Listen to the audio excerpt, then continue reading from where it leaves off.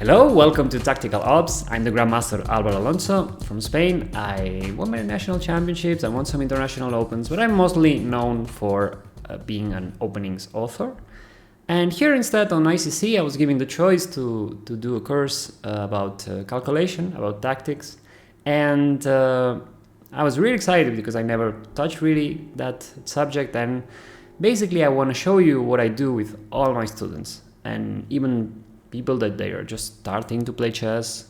They have the first games online, they have the first course, or they basically know the basis of chess, like you need to control the center, you need to develop your pieces, castle quickly, don't move the queen early.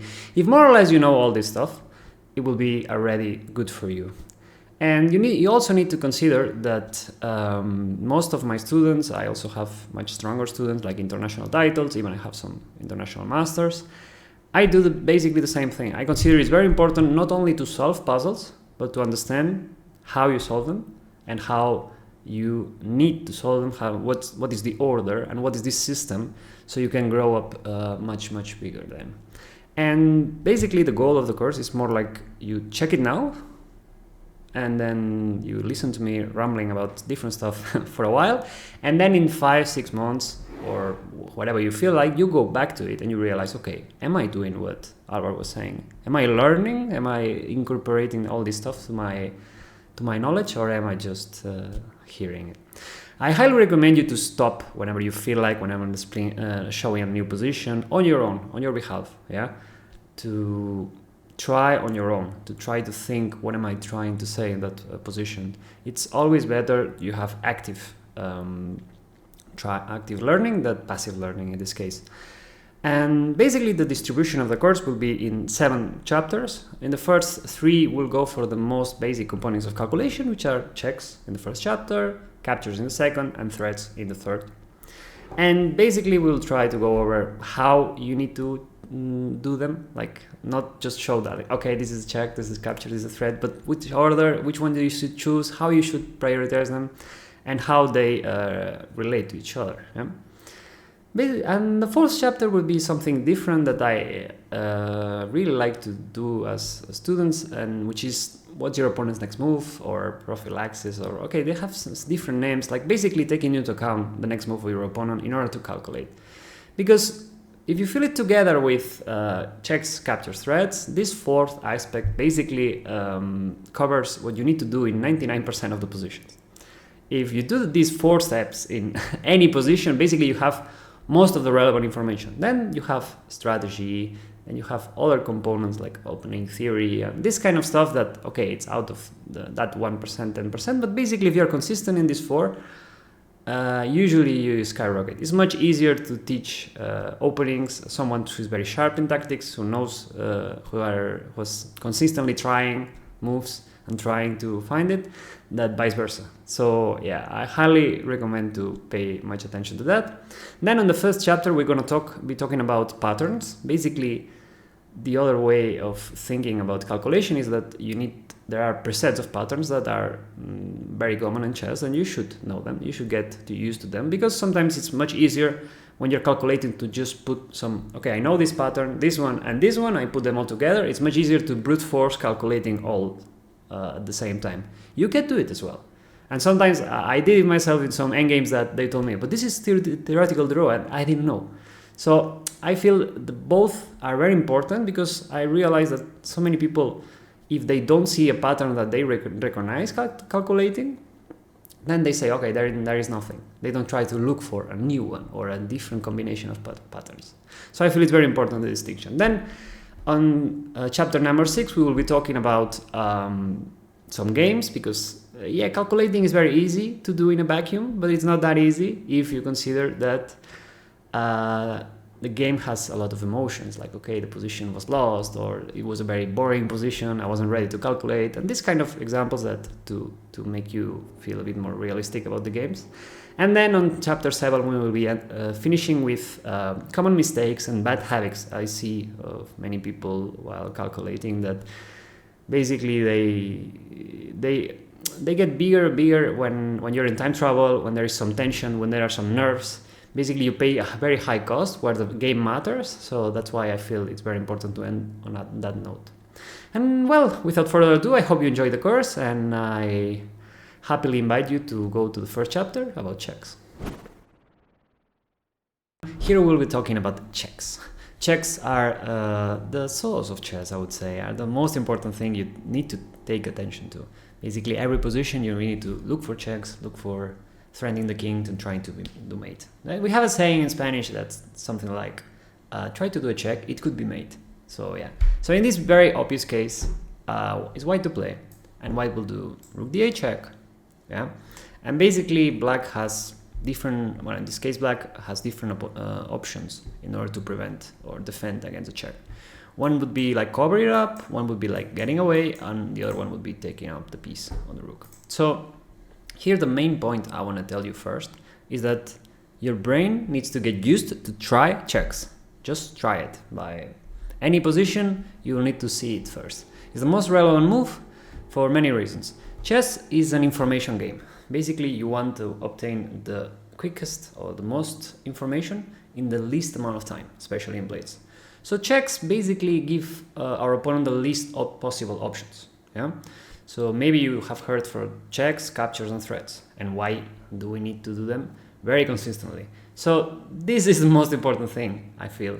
You get the most information and the most efficient way. Yeah, I'm a bit of a fan of mathematics, and this angle I feel is very important because sometimes it gets a bit like I want to make this move, or this move looks amazing, but no, you should stick to checks. So in this case, black tries to block it, and then you take it, and basically this is a checkmate because the king cannot get away. Yeah, this is a known pattern as the back rank mate. Yeah. So checkmates are divided in the ones that you find and the patterns that are already established. What do I mean by that? There are some random mates, like, I don't know, let's assume that the black king is here, you place my queen here and a bishop here, yeah, just a bit of imagination. It will be good for you to improve your imagination skills. Yeah? So basically a bishop and a queen here. So this mate is not necessarily a pattern, but you actually find it like making checks. Yeah, no, it's not a pre-established pattern, but you know that the king has no escape here. So the point I'm trying to make is that you need to look for checks because some patterns will appear. But instead, in this position, you know this is a back rank mate. So that's why it's very typical for white or for black to just push a pawn just in case in the middle game. Yeah. So let's go to a different topic here. Here we have this also very simple position. Yeah, and basically, everyone that more or less has already been playing chess will see immediately queen g7. Yeah, and here I want to just do a brief point. White has so many checks. Yeah, and another thing I want to talk about checks is that priority of checks. When you have so many, you need to find or try the relevant checks. What do I mean by that? If I play, let's say, this check, black has 4 moves. Yeah, and if I play like this check, black has only 2 moves. So I'd say it's more relevant. It's easier to get information through that way. So in this case, basically we do a mate. Yeah. So this is very straightforward. Like, you need to know what the pieces do. You need to know how they interact with each other. You need to get used to that. So that's why at the beginning you need to do a lot of patterns, because maybe you don't recognize that this bishop is defending this square, or that, I don't know, that the pawn can take a piece, the knight can go backwards and take a piece, the rook can go shuffle through the whole line. So that's usually the problems when you start playing chess and you're not aware of how all the pieces interact with each other. Yeah. And so let's go to the next level here, and we're gonna get this position. I would highly recommend you to pick this position, pick a chessboard. I don't know, you can create a chessboard somewhere else or pick a chessboard. It would be better with a physical chessboard, I would say, and just try all the checks, try all the combinations. This is a very important skill, because usually you are preconditioned to find some kind of checks, like forward checks. Let's say like you are more likely to play this check because it feels more invasive, let's say, that, I don't know, that starting with this one because it feels weird. It feels like the queen needs to like enter into the king side. I mean, you will feel more this way the more puzzles you do, I would say. Yeah. So this kind of puzzle is created to just find so many ways to mate through only checks. Yeah. So for instance, queen h8 here, and here we have two checks that are, I'd say, relevant, no, with the bishop. But then we also have this check with the queen. That will be a very big difficult, because now black goes back. Now we take this pawn. Like, it's very strange, yeah? And if king goes back, suddenly we realize that the queen here just covers perfectly all the escapes of the king, and these two pieces interact with each other very well. But this puzzle basically delivers a lot more, because here I will try to show you all the ways you can make. For instance, bishop f6. The king needs to go here. There is no more squares that are covered. And now you see that all the squares, like black needs to go here if I threaten the king. So I go for queen f8.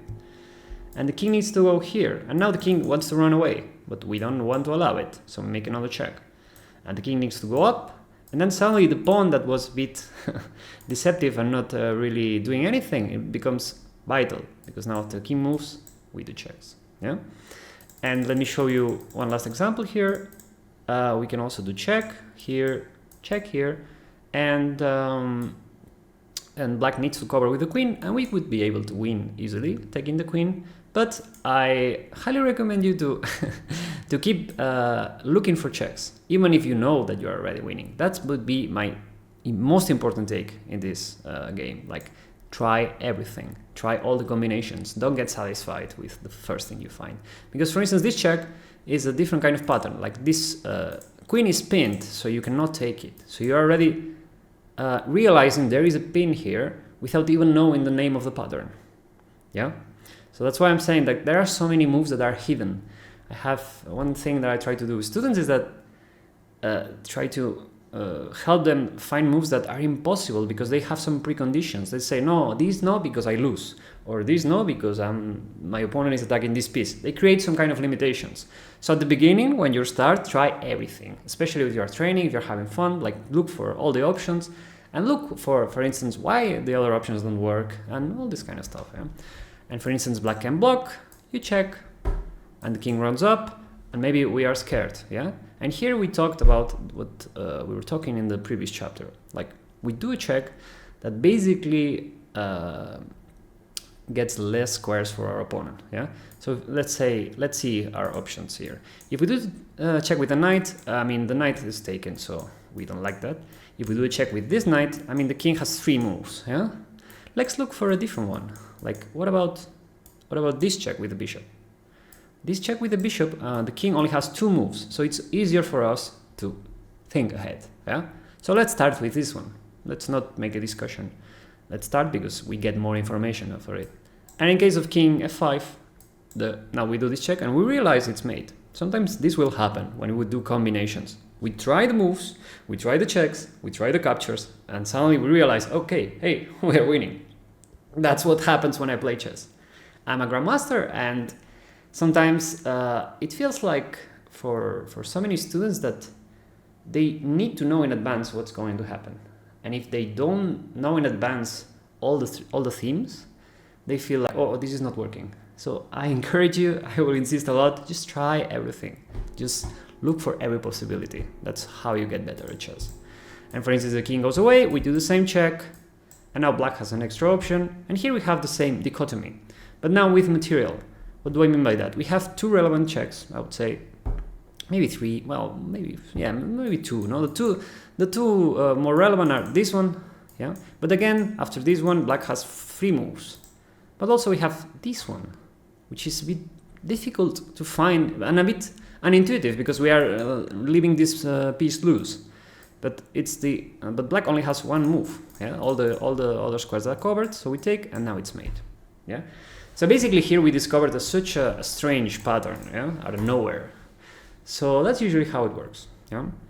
And so basically this puzzle is really good for you to try all the checks, all the combinations. Yeah? And these kind of positions and this kind of playful mindset will get you far.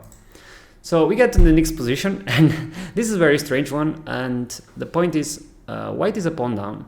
Feel free to pause and you want to think about it, what's going on.